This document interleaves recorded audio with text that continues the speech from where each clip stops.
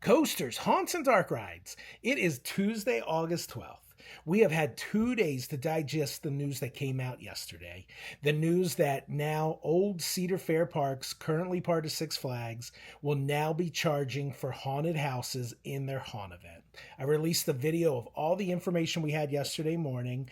Watch that video if you didn't, but I wanted to go over some information that has been released since then, mostly pricing of these haunted houses, and then really dig into Scarowinds, which is my home park, the haunt at Carowinds. I wanted to go over exactly what we now know about Scarowinds, all of the attractions, everything that's coming, and what to expect for 2025. Shortly after the video came out yesterday, they did release the pricing. We're going to focus on the pricing for Scarowinds, even though the pricing tiers are very similar at the other parks as well. So for Scarowinds, as a reminder, if you have a season pass or a one-day ticket, you still get into the park, rides, scare zones, shows, everything else is included. But if you want to do the haunted houses, it is an upcharge starting this year. You need a haunted attraction pass to go into the houses. So in addition to your season pass or ticket, you would pay for a haunted attraction pass, which starts like the first few Fridays, $10, and that goes up to $15 on later Fridays. On Saturdays, it starts at $20, goes up to $25 in the middle of the season, and even up to $30 right at the end of haunt season. This pass will get you into all of the haunted houses except for the new Screamium attraction, which is Conjuring Beyond Fear. Conjuring Beyond Fear is a separate charge, and when you pay for that, you only get one visit. With the other attraction pass, you get into as many houses on that given night that you have a haunted attraction pass. But if you pay for the Conjuring house, that is an additional charge, and you go through one time. Now, that is a premium house. It's supposed to be a 20-minute event. It's supposed to be very interactive and have several things that should be very interesting. I can't wait to see it.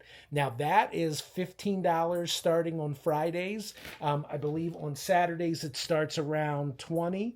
It does go up later in the season on Fridays to $20 and on Saturdays up to $25. Now, the one thing I want to point out, and I think this is big news, and that is, in addition to these one-day passes, if you go to Scarowinds often, you have the option of buying a Haunt Long Pass. So you can buy basically a season pass add-on for the entire 2025 season, which gets you into the houses every time you're there, as many times as you want per night. Except for Conjuring, you get in once per visit. So every night you go, you get into the Conjuring Beyond Fear. In addition, you also get express passes to get to the front of the line. Right now, that is being sold for $70. So for $70 add-on, you get all of the houses, get into Conjuring, and get front of the line access. Last year for front of the line access, it would have been $60, $70 just for one night. So if you are going to go multiple times, I highly recommend getting the all-season pass, and I highly recommend getting it now before the price goes up. Not promising that it will, but normally when they sell an add-on like this, if it's popular, the price will go up as we get closer or into the season. So that is the majority of the pricing information. Now let's talk about Scarewind as a whole. There are a lot of changes to really dig into for 2025. Some of the houses have changed. Scare zones have seen a pretty big change. We have new shows. So let's dig in. Let's start with the houses. First of all, there are 3 houses returning exactly like they were before. Paranormal Inc. is back, as it has been the last couple years. We have Slaughterhouse The Final Cut, which is a legacy house that's been around forever. That is back as it is. And Tooth Fairy is back for another year. So those 3 houses should be pretty much the same as before. We have 2 new houses, but both of them are returning, kind of. So the first is Defects 2.0. Defects, if you remember, was a house that was in the building where Depths of Darkness has been for the last few years. It's the house underneath of Thunderstriker. That house was Defects for a number of years, one of the most popular houses they ever had at Scarowinds. It turned to Depths of Darkness in 2016. Actually, some of you may remember I worked in that house for several years, but that was one of my favorite houses. I am sad to see it go, but it has been retired. And for this year, Defects 2.0 will be coming in. Defects 2.0, presented by M&M's, I forgot to mention Scarowinds is presented by Snickers this year. So Defects 2.0 presented by M&M's tour a scorched doll factory where dolls scream, secrets lurk, and few escape, exchanged from Mr. Pinky's lair. This is in Thunder Road. It's in the area right under Thunderstriker where DoD was last year. The other house that is seeing a change for this year is Silver Screen Cinemas. Silver Screen Cinemas will get a complete refresh. It'll be known as Silver Screen Cinemas Director's Cut.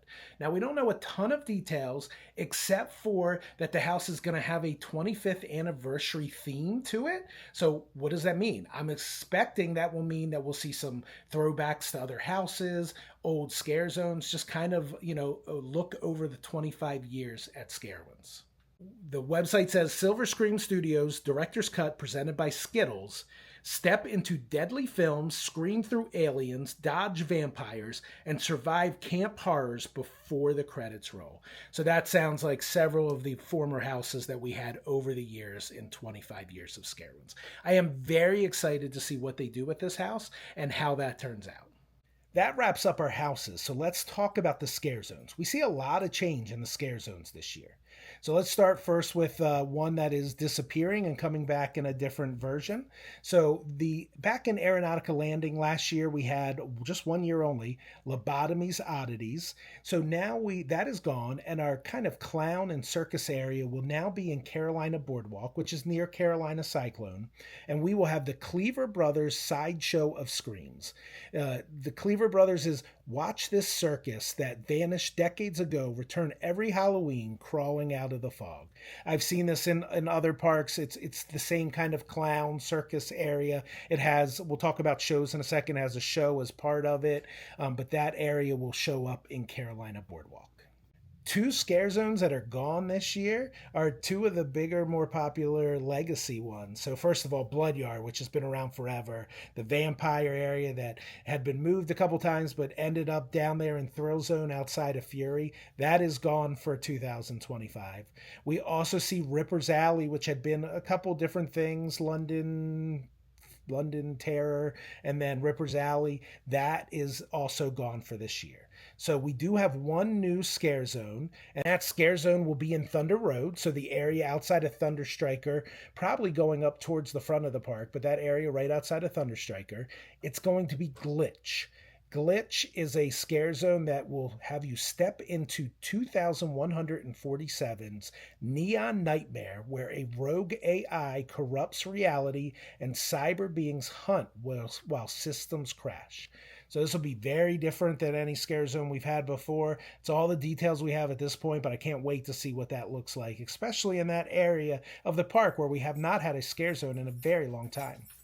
Turning scare zones, Harvest Fear is back. Harvest Fear was new last year. It's going to be in County Fair. I think probably in the same area that it was before. So that will probably pretty much return as it was previous in 2024. A little further up in Blue Ridge Junction, we have a scare zone that we've had before, but we did not have last year. So the Hollow returns in 2025, and the Hollow will be in Blue Ridge Junction. So those four scare zones are what we're going to have for 2025. It's kind of interesting because we're going to have the one over in Thunder Road right outside of Thunderstriker. So that one will be kind of by itself. And then the other three are going to kind of be all right in a row. They're going to be Carolina Boardwalk, going into County Fair, and then up to Blue Ridge Junction. So you're going to have kind of back to back to back scare zones.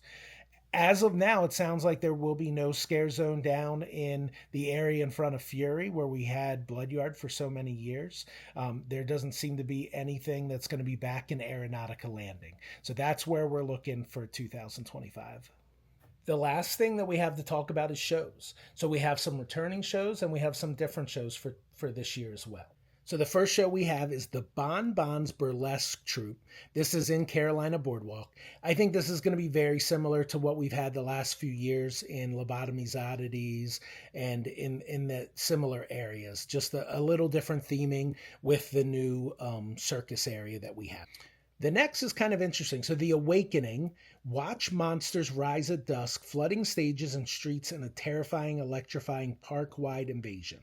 Now, this sounds like the opening show. So But what's interesting about it is where it's located. It's located in Thunder Road.